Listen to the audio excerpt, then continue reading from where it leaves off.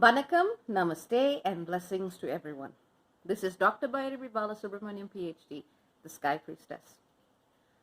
So, happy solstice. The sun is in Capricorn. The work has most definitely begun. We've been building up to 2020 for so many years now, and whilst it's not exactly the new year just yet, the energy's here. And so, I've really been sitting and feeling into it and thinking about what I need to be doing and so on and so forth. And a lot of this is personal/professional reflection, but that will also apply to you because we are going to be, experiencing the same themes but in different ways. I guess in that sense, you can look at astrology as, part of what makes us a collective. We experience things collectively. So I've been thinking about, a lot about what is the energy of Capricorn and what does it mean and what does it ask of us. And it's all about building a home, a future, a legacy, a structure that our future generations can inhabit.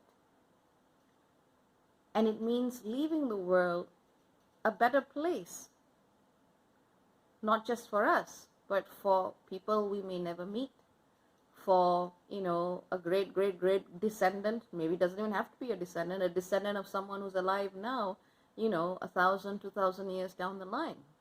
That's the incredible potential of Capricorn.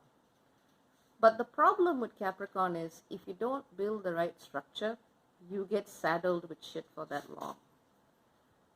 To understand how Capricorn needs to build, forget the fact that it's the mountain goat and rocky and stony for a moment, because that's part of the reason why Capricorn is so disconnected from what it could be, collectively speaking. And look at the constellation. It's the sea goat. Half of it is aquatic.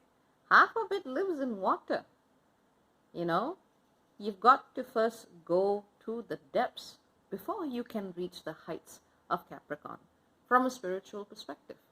You've got to look at what is the emotion behind what you are creating. And is that emotion truly in alignment with your soul? Because, there's one thing of building out of your emotions and ego reactivity and all of your identity politics and what you think you are and whatever. But that's not your soul. People seem to forget, especially now, that we are souls in bodies. We have experienced so many different bodies through lifetimes. So, expecting the soul to be one thing and not something else is, from a spiritualist perspective, that doesn't make sense. So when you are working with the energy of Capricorn, as all of you will be, remember to listen to your soul. That goes, yes, of course, it integrates and honors your biology completely, but that goes into such deep places that a lot of the human constructs we use to define ourselves will no longer have relevance. Create from that deep space of spirit. And that is a space that goes beyond emotion. Emotion is simply the gateway to it. When Capricorn is successfully harnessed and manifested in this way, we actually see structures and legacies of infinite compassion. In terms of a living person, a lot of you may be looking at right now, I see that in Mr. Rogers. And that's a legacy. That's a legacy that is radically subversive, to quote an article that I was scrolling by, is radically subversive in its own way, in all-encompassing in its compassion, and it leaves behind a light for so many people in moments of great depression. Or even when they're not depressed, just when, they're feeling like they want a little bit of a pick-me-up, or they just want to see his face. This was a person who, I would say kindness and compassion is his signature, but at the same time, he had to take that kindness and compassion and speak with conviction, with compassion, with love, and with key focus to get the funding that he needed for his program.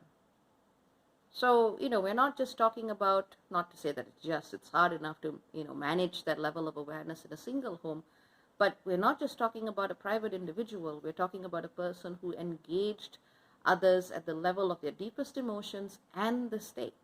And his life is a phenomenal example of how it can be done. Our person doesn't have to be a Capricorn or have a Capricorn sun sign for them to do this work, because everyone is going to have something or other in Capricorn in terms of their progress chart or relocated chart or any number of astrological forms of interpretation. So don't get fixated into the box that if you don't have the sun sign, you can't do it. Maybe you have a Mars in Capricorn. Maybe you have a Saturn in Capricorn. Maybe you have something else. Maybe you have something which you activate by your association with another. So don't get bogged down into the idea that only people born, in this particular months of December and January can do this. That's BS.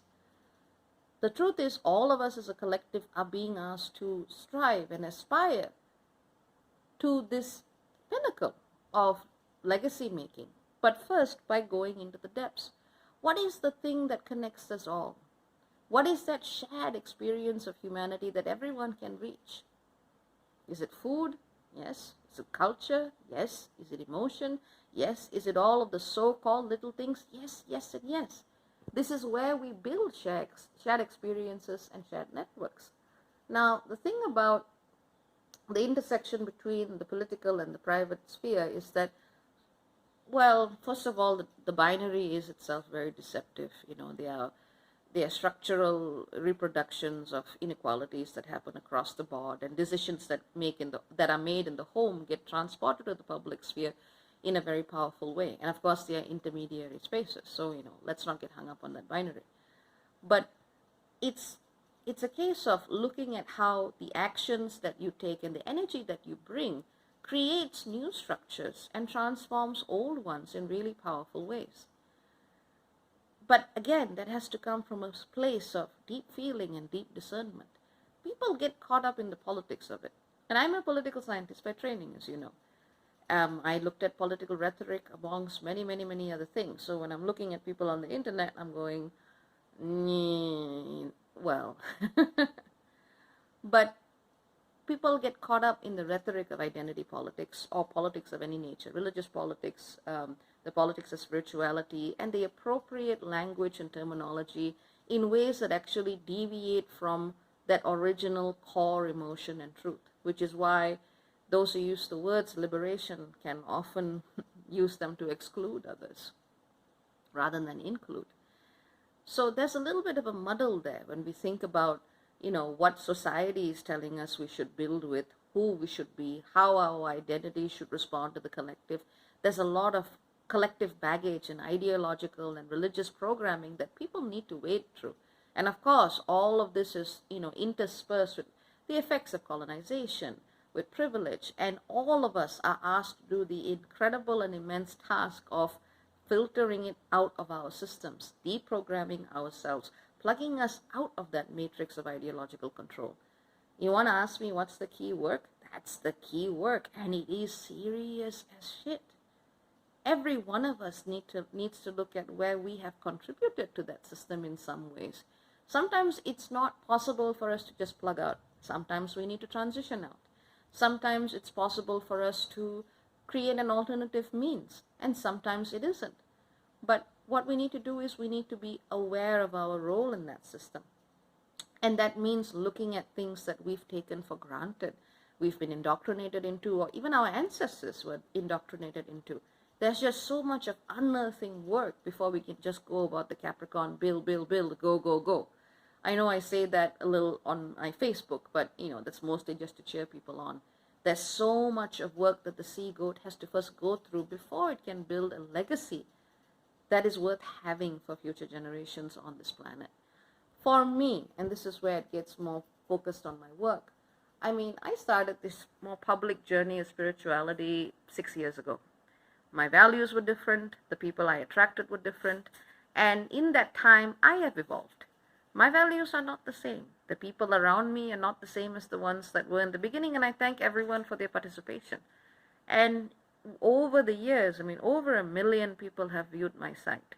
And I'm not someone who does gimmicks or, mega advertisers or whatever. I just am what I am. Most of the time I'm in my nightie and I make my videos and people come. It's word of mouth. And really it's built its own community. And what I've realized through discussions, whether it's on ableism, sexual discrimination, gender harassment, decolonization, cultural appropriation, all the shins you can think of, and also on transphobia most recently, I have seen what I need to do to keep my space in alignment with my values. What I was doing, and I mentioned this before as well, what I was doing is I was trying to be as nice as possible to make everybody feel welcome, but we live in a time where people are prone to abuse that inclusivity to the expense of people who are truly marginalized. So, I realized that stepping up my efforts in keeping my space as inclusive as possible to people is something that is a deep value to me. And, intellectually anybody can say this. Yes, yes, I'm committed to equality. Yes, yes. But for me, it is not empty virtue signaling because this affects my livelihood. A lot of people view my work. A lot of people read my work, but that doesn't mean they contribute financially and so on. And given, the energetic demands of holding such a space, I cannot work 24 hours a day, 7 days a week to do sessions. So those of you who wish to benefit further from the inclusivity of that space and ease my financial burden a bit, please put your money where your mouth is and support a space that supports you. The same applies to anyone else who is also creating such a space. So I know in some sense those on Facebook would understand this a little bit more because they've been more active members and parts of that community. But it applies to anyone who really engages in anyone's work. I know I support those who support me, and I don't take my facilitators for granted because they have bills to pay, they have children to feed. So in terms of inclusivity and drawing the lines or boundaries that are needed to enforce it, it is Karl Popper's paradox of tolerance. You have to be intolerant of intolerance to actually create a tolerant society. And I don't like it, but at a practical level, that is what needs to be done. Imagine if you were hosting a party and someone came in and you said, hey, everyone's welcome, but someone came in waving a gun or some other weapon. You would have to do something. You can't just go, well, everyone's welcome. No, if it's actually a threat to people who can't defend themselves, yourself, your children, your loved ones, you would have to do something. Now, I know that's an extreme example, but sometimes people need that kind of example to get themselves thinking because they feel uncomfortable with setting those boundaries. And it's certainly something that I've struggled with as well. Just think about it. If words like these were said to someone you love, would you keep quiet? Even if it's in virtual Facebook land or YouTube or whatever, people are people. The words you say are emissions of your own energy. And Lord knows I've seen a lot of people on very, very different states of energy. But this is where putting your foot down also helps to create a safe space and a safe structure where people can truly begin to empty their cup, decolonize their minds, and look at the baggage that they have been carrying for so long. Only then would I say we have created structures in which we can begin to remember what it means to be a soul once more.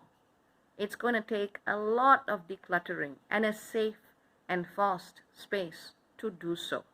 At the very least, that is what I have realized in terms of deep reflections and what it is I need to do and how it is I need to do it, and the kind of community networks and collaboration that I'm going to need to keep this going. So you can expect to see more on that in the weeks and months to come. So with that, I wish all of you a dear and happy solstice. Remember that first and foremost, we are all souls having an experience on this planet. And the soul grows through love and compassion, not division.